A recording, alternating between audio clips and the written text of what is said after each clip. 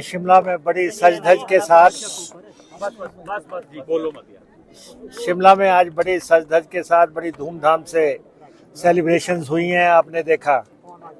और जो यहाँ पे कार्यक्रम हुआ है, सबसे बढ़िया बात यह है कि बहुत लोग इसको देखने के लिए आए। आजकल हम देख रहे हैं कि जो डिस्ट्रिक्ट हेडक्वार्टर्स पे प्रोग्राम होते हैं, वहाँ पे लोगों की शमूलियत जो है कम होती है, लेकिन यहाँ बहुत दुनिया आई देखने के लिए और ये राष्ट्र के लिए ज़रूरी है, राष्ट्र के गौरव का मसला है। और सबसे अहम बात ये है कि इस साल हिमाचल प्रदेश के 18 जवान जो है सरहद पे रक्षा करते हुए या आंतरिक सुरक्षा करते हुए शहीद हुए हैं, जिन्होंने अपना बलिदान दिया है 1 जनवरी से लेके आज दिन तक। तो ये वीर भूमि है और इस वीर भूमि के लोगों ने इस देश को आज़ाद कराने से लेके उसकी सुरक्षा तक अहम भूमिका निभाई है।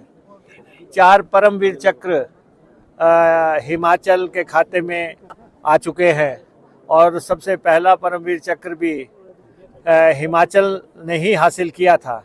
तो इसलिए उससे आप हिमाचलियों के जज्बे को देख सकते हैं। और जिन 18 लोगों ने इस दफ़ा बलिदान दिया इस राष्ट्र के लिए, हम उनको याद करते हैं, उनको नमन करते हैं। और उसके चलते हमारा ये मानना है, जब डिफरेंट बटालियंस हैं, रेजिमेंट्स हैं, कहीं डोगरा रेजिमेंट हैं, कहीं सिख रेजिमेंट हैं, कहीं JNK राइफल्स हैं, कहीं, तो ऐसे में हिमालयन रेजिमेंट या हिमाचल रेजिमेंट किसी उसके बारे में केंद्र सरकार को सोचना चाहिए। कहा जा रहा है कि अब ये फार्मूला बंद कर दिया गया है कि किसी प्रदेश के नाम पे या किसी एरिया के नाम पे रेजिमेंट्स बनाना का जो है तौर तरीका नहीं है अब। लेकिन जब हम सरहदों की रक्षा करते हैं और हमारे आसपास के पड़ोस में आप देखते हैं दूसरे देशों में क्या हो रहा है, तो देशभक्ति से की प्रेरणा के लिए हम चाहते हैं कि केंद्र सरकार उसको रिलैक्स करे और हिमालयन रेजिमेंट बनाए। और सेकेंडली, लगातार दूसरी दफ़ा जो है हिमाचल प्रदेश में त्रासदी आई है। पिछली बार भी 500 से ज़्यादा लोग त्रासदी का शिकार हो गए थे और इस दफ़ा भी त्रासदी आई है और अभी तक 200 लोगों की जानें जा चुकी हैं। 1000 करोड़ रुपए का नुकसान हो चुका है। केंद्र ने पिछली दफ़ा तो हमारी मदद नहीं की, लेकिन हम ये चाहते हैं कि प्रधानमंत्री, गृह मंत्री, वित्त मंत्री, ये लोग यहाँ पे आएँ और ये देखें कि पहाड़ी प्रदेश ने पिछले 2 सालों में कितने जख्म खाए हैं और उन जख्मों पे मरहम लगाने के लिए अगर हम एक संघीय ढांचे में रहते हैं, अगर एक फेडरल स्ट्रक्चर है, उस फेडरल स्ट्रक्चर की मर्यादा को रखने के लिए केंद्र हमारी मदद पे आए और हमें सहयोग करे।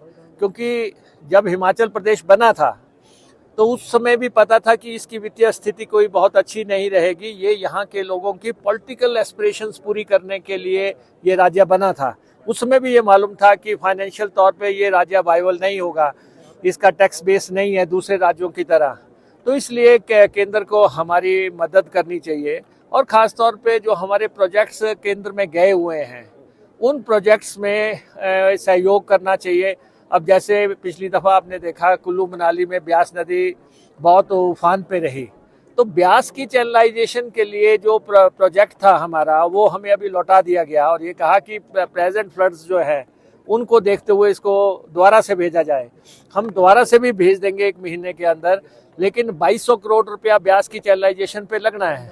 तो वो केंद्र हमारी मदद करे। और दूसरा, वैसे भी जिस ढंग से हमारा नुकसान हुआ है उसमें पोस्ट डिज़ास्टर जो पैसा मिलता है वो भी हमें नहीं मिला और इस बार भी शुरुआत में ही इतनी बड़ी त्रासदी हुई। तो इसलिए हम चाहते हैं कि केंद्र हमारा इस मसले में सहयोग करे। और दूसरा, वैसे भी जितना हमारे पास हमारे ऊपर कर्ज है उसको देखते हुए हमें स्पेशल पैकेज केंद्र को देना चाहिए, विशेष वित्तीय पैकेज दे या वित्तीय मदद करे, क्योंकि हम देखते हैं कि इन्होंने कर्ज की जो सीमा है वो तय कर दी है और उसके बाद जीएसटी का कंपनसेशन बंद हो गया है, रेवेन्यू डेफिसिट ग्रांट कम हो गई है। ऐसे में हिमाचल प्रदेश के लोगों की जो ज़रूरतें हैं उसको पूरा करने के लिए केंद्र की मदद की ज़रूरत है। ये एक बहुत अहम मसला है।